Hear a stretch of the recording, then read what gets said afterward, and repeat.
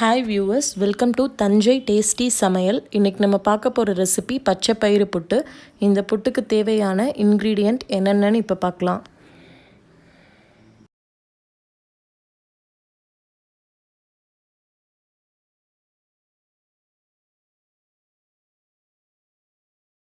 $250 gram பச்சை பயிறு, 2 வெல்லம், 1 கப் தேங்காய், 5 முந்திரி, 5 ஏலக்காய், 2 டீஸ்பூன் நெய், தேவையான அளவு உப்பு. 250 கிராம்ஸ் பச்சை பயிரை 6 மணி நேரத்துக்கு முன்னாடி ஊற வச்சு தோல் நீக்காமல் எடுத்து வச்சுக்கோங்க. ஏன் தோல் நீக்க வேண்டாம் அப்படின்னு சொன்னோன்னா இதில் தான் ஹை ஃபைபர்ஸ் அண்ட் விட்டமின்ஸ் இருக்குது. இப்போ நம்ம கிரைண்டரில் போட்டு இந்த பச்சை பயிரை அரைக்கலாம்.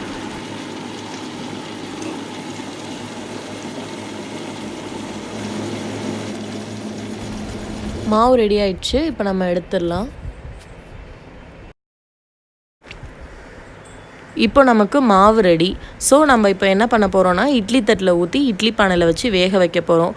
இந்த கன்சிஸ்டன்சியில் தான் மாவு இருக்கணும். அதுக்கு நீங்கள் என்ன பண்ணுறீங்கன்னா பச்சை பயிரை அரைக்கும் போது ஒரு 1/4 டம்ளர் மட்டும் தண்ணி ஆட் பண்ணுங்கள். அதுக்கு மேலே ஆட் பண்ண வேண்டாம்.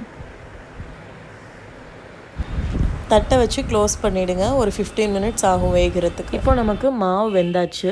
அதை தனியாக ஒரு பாத்திரத்தில் எடுத்து வச்சுடுங்க. அது ஒரு 1/2 அன் ஹவர் ஆறுனதுக்கு அப்புறம் தான் புட்டு செய்ய ஸ்டார்ட் பண்ணணும். 1/2 அன் ஹவர் ஆச்சு. இந்த இட்லியும் நல்லா ஆறிடுச்சு. இப்போது நம்ம இந்த இட்லியை பொலன்னு வர மாதிரி உதுத்து விட போகிறோம். வெல்லத்தை உடைச்சி ஒரு பாத்திரத்தில் போட்டுக்கோங்க. பாகு காய்ச்சலாம்.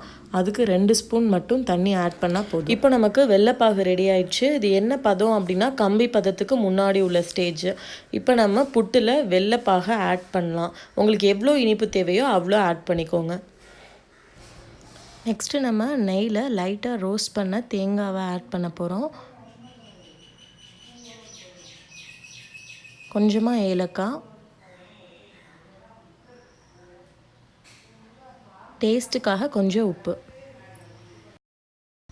லாஸ்ட்டாக இந்த ரெசிப்பியில் முந்திரி ஆட் பண்ணிக்கலாம். இப்போ நமக்கு பார்த்தாலே தெரியுது யூஷுவல் கலரில் இல்லாமல் இது கொஞ்சம் க்ரீன் கலரில் இருக்குது. இந்த பச்சை பயிரை நம்ம தோலோடு ஆட் பண்ணுறதால டேஸ்ட் அண்ட் ஆல்சோ ஹெல்த்தியாகவும் இருக்க போது. நீங்கள் வீட்டில் செஞ்சு பார்த்துட்டு எனக்கு ஃபீட்பேக் சொல்லுங்கள். சுவையான பச்சை பயிறு புட்டு ரெடி ஆயிடுச்சு. இந்த வீடியோ உங்களுக்கு பிடிச்சிருந்ததுன்னா லைக் பண்ணுங்கள், ஷேர் பண்ணுங்கள், மறக்காமல் சப்ஸ்கிரைப் பண்ணுங்கள். தேங்க்யூ.